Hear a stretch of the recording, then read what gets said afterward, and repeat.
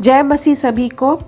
और बहुत दिनों के बाद मैं शुरू कर रही हूँ हमारा जो सीरीज़ चल रहा है बाइबल स्टडी भजन संहिता 103 का। बीच में मैं रोक दी थी क्योंकि दूसरे एक्टिविटीज़ हो रहे थे हमारे मिनिस्ट्रीज़ में और मुझे लगा कि मुझे आराम से ये सीरीज़ करना है।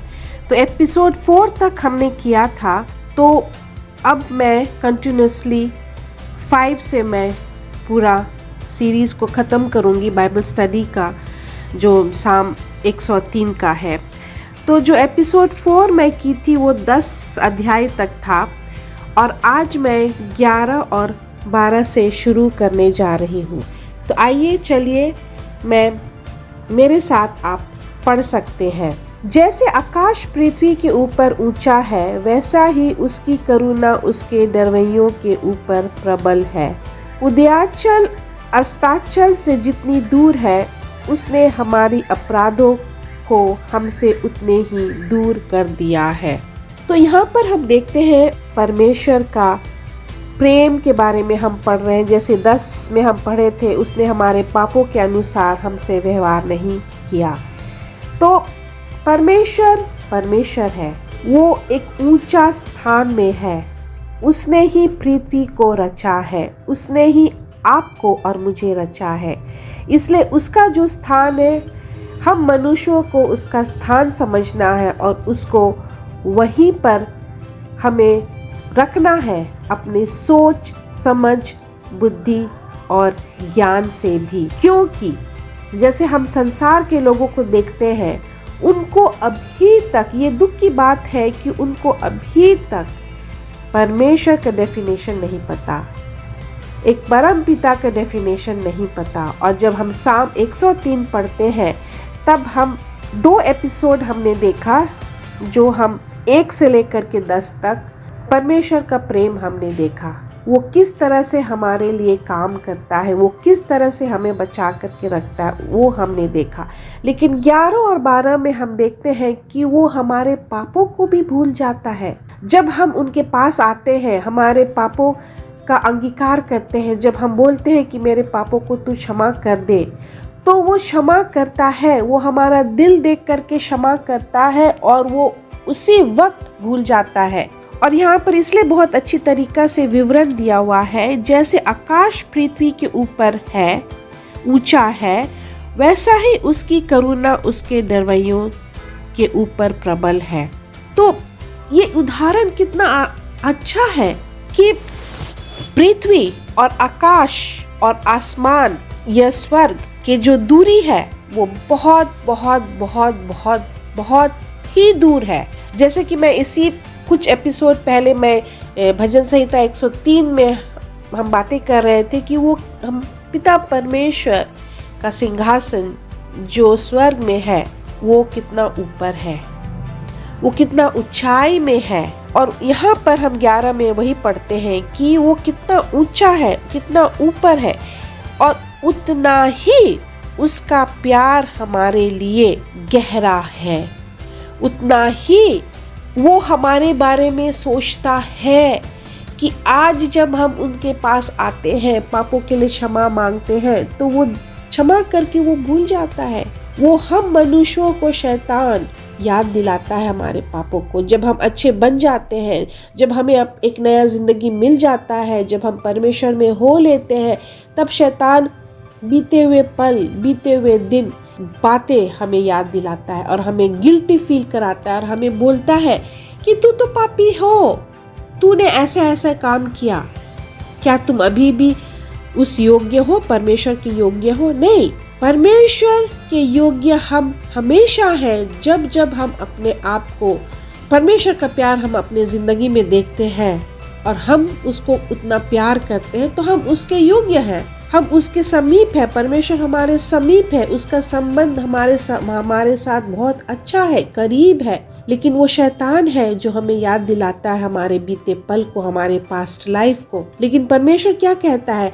आज का दिन तूने क्षमा मांगा, मैं तुम्हें क्षमा कर दिया हूँ। कल नहीं, अगर आप दोपहर को करे हो तो शाम को तुम नया जिंदगी है।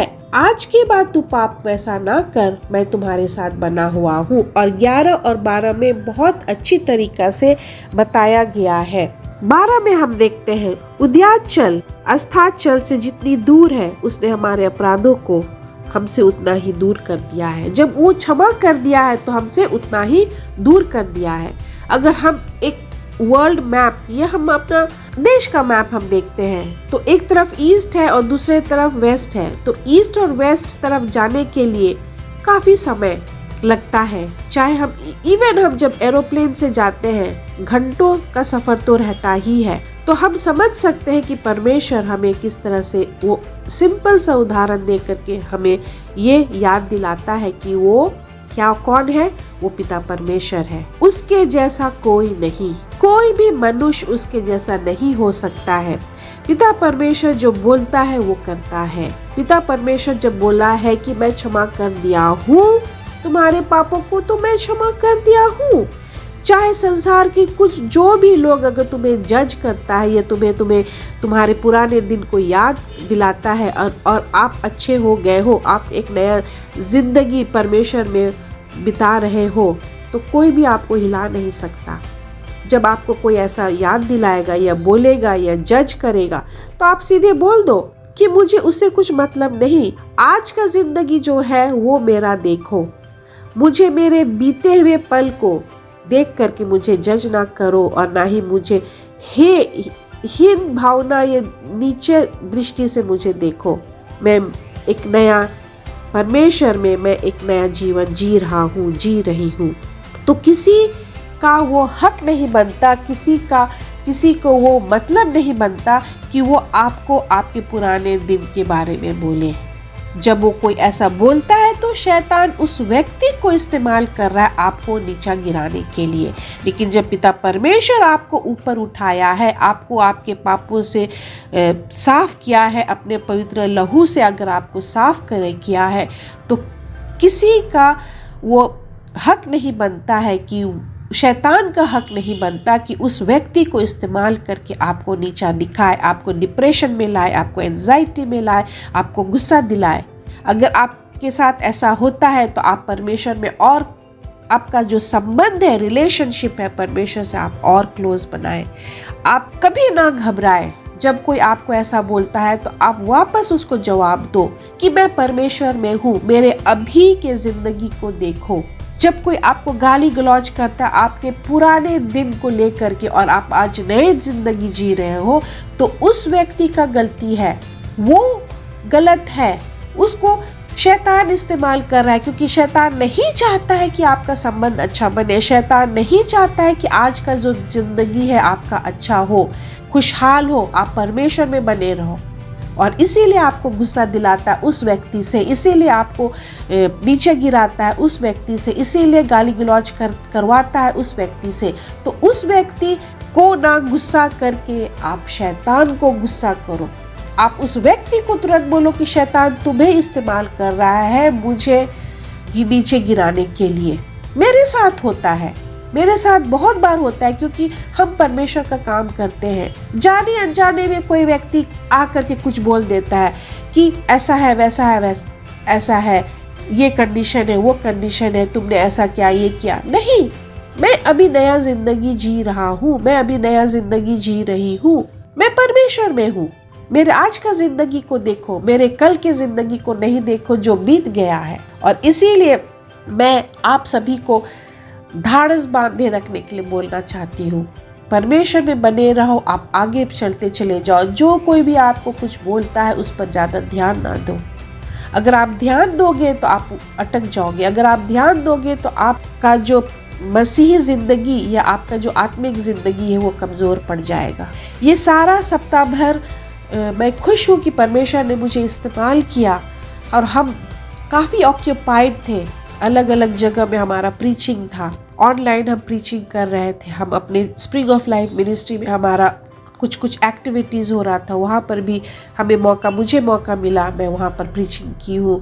और मुझे अच्छा लगा कि परमेश्वर ने मुझे इस्तेमाल किया। और मैं धन्यवाद देती हूँ हर एक चीजों के लिए जो परमेश्वर मेरे लिए करता है मेरी जिंदगी में। कोई व्यक्ति मेरे लिए नहीं करेगा उतना जो परमेश्वर ने मेरे लिए किया है।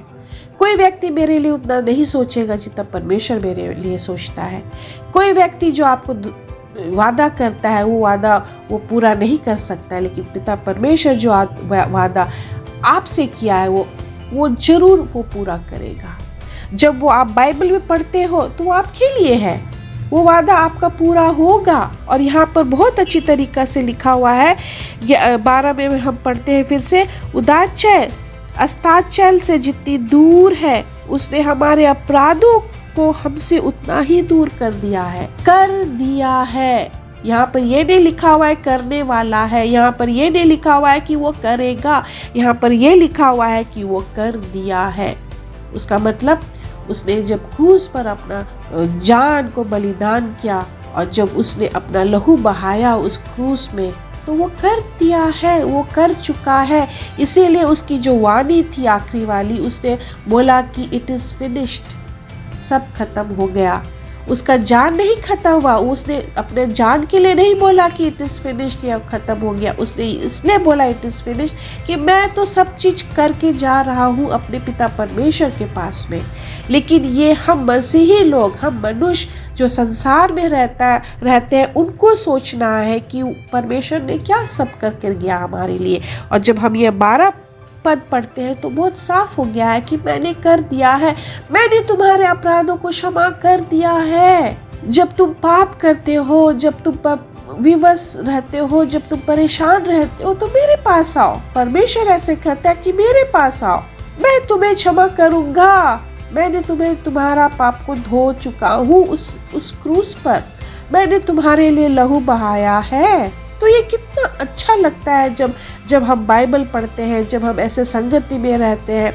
आज के ज़माने में, आज की दुनिया में कौन व्यक्ति आपको ऐसे बोलता है? कोई नहीं आपको बोलेगा ऐसे। किसी के पास वक्त नहीं है कि आपके साथ वो बिताए और आपको ऐसे अच्छी बातें बोले।